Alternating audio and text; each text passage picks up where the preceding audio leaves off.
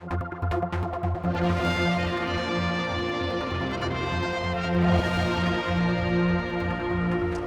it's almost 5 years ago that the Isle of Man finally followed the rest of the British Isles in making it a no smoking policy in any pubs, clubs and public buildings and areas. We've been down here in Strand Street and Regent Street area talking to some people about what they think to the no smoking ban. Well, I don't smoke, so of course I think it's a really advantageous thing. So maybe you should be asking somebody who's a smoker. Yeah. But I think sort of health-wise it's good, and people do sort of seem to cooperate with the non-smoking ban in the pubs, and so it seems to be working quite well. But as I say, I'm biased maybe. I don't know, it's the second-hand smoke really, it's not great, so yeah, it's good. Always been opposed to any smoking in any clubs or pubs, so I was very happy I came in. I actually quit about 5 years ago. I'm on the electronic, so I'm trying to quit that as well. So, but yeah, no, I agree. You know, I've got 3 kids and I don't like it. Even when you see people smoking in town, you know, it smells and I just don't like it. I hate smoking. I think it's a terrible habit, particularly indoors in pubs, you know, restaurants like it used to be years ago. It's really good. I think it's brilliant. I don't smoke, I never have done. Yeah. And to be honest with you, there's that many people who have been ill, you know, through the smoking. It's nice to go out without having to wash your hair the minute you come back in. So there's the opinions of people in the street today.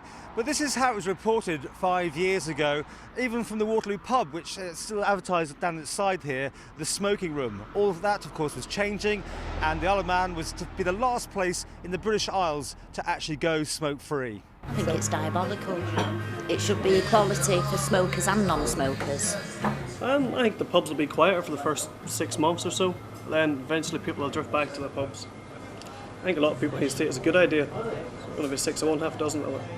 Well, I'm a licensee myself of another little local pub called the Waterloo, and that's already saying the death knell of that because it's closing in March next year. Probably with a view because of the no smoking coming into the island, because it's just a little bar and most of my customers are smokers and there was no outside area, so we can't accommodate the smokers then, and it's already been sold. So in some ways it's good. I think it might bring a lot of families back into pubs, but for sort of old little local pubs and that, it could sound a death knell for a lot of them. But they're not thinking about the kids and people who live in the houses. Confined space, there'll be more smoking in there, more drinking. It's not good for you. I mean, I have a few ideas which I'd like to put in place after the ban to ensure that one or two of our people may get the odd cigarette in here. You never know what might happen in the future.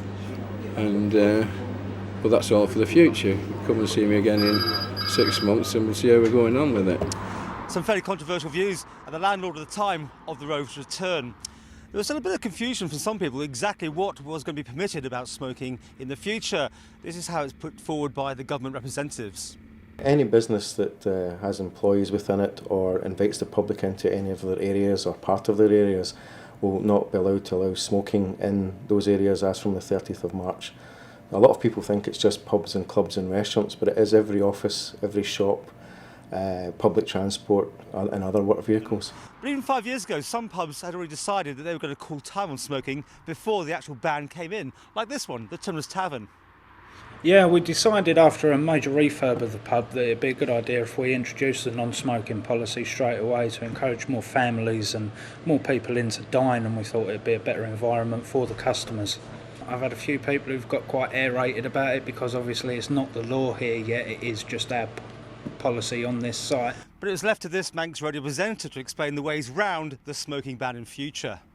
I bought this from the internet, and this is an electronic cigarette. Basically, the white bit is a rechargeable battery that I leave on charge overnight, and inside there is a little atomizer and a nicotine pellet. And what happens is that you can suck on this. Oh, and there's a little bulb in the end to make it look even more real.